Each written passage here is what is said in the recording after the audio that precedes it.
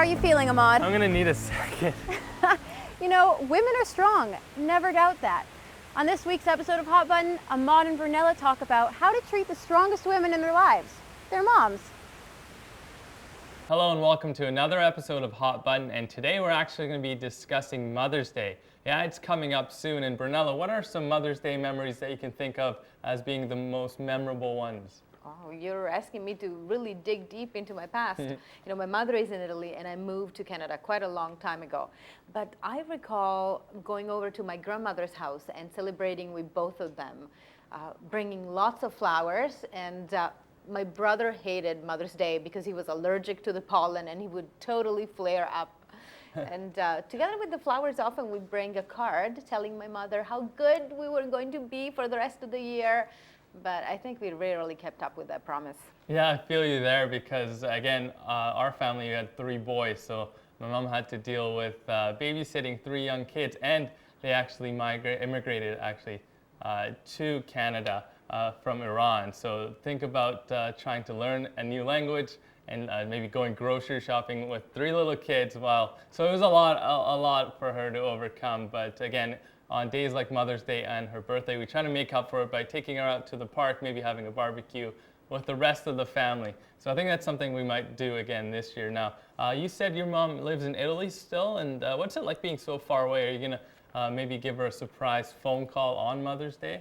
Well, it won't be too much of a surprise because I usually call her once a week, and it is usually on Sundays. But since you mentioned that it's Mother's Day, now I'm going to have to send her a bouquet of flowers. Yeah. Usually I forget. I might even call my sister actually and ask her to bring over a box of marron glacé. What's that? No, I've never heard. It's candied chestnuts, and Wow, they're okay. very popular there, and my mother loves them, so that would be a nice thing to do. But, you know, I mean, we used to talk once a week even before, but now she has Skype, so we get to see each other, and it's really, really nice. It has really made for a nice communication. Yeah, well, thank God for technology in that aspect, for sure. Yeah. And what are you planning to do, Emad? Well, I think what we might do, my brothers and I, probably start off, maybe cook her some breakfast. I'm not going to promise that it's going to taste that good, but again, we'll try.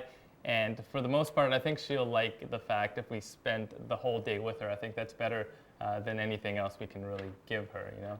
What's a typical Mother's Day breakfast? I think what we'll make is some sort of an omelet. I think she likes eggs and, you know, vegetables, but I think our goal should be to not, you know, burn down the kitchen or what. But I think, again, she won't care what it tastes like as long as we try, yeah.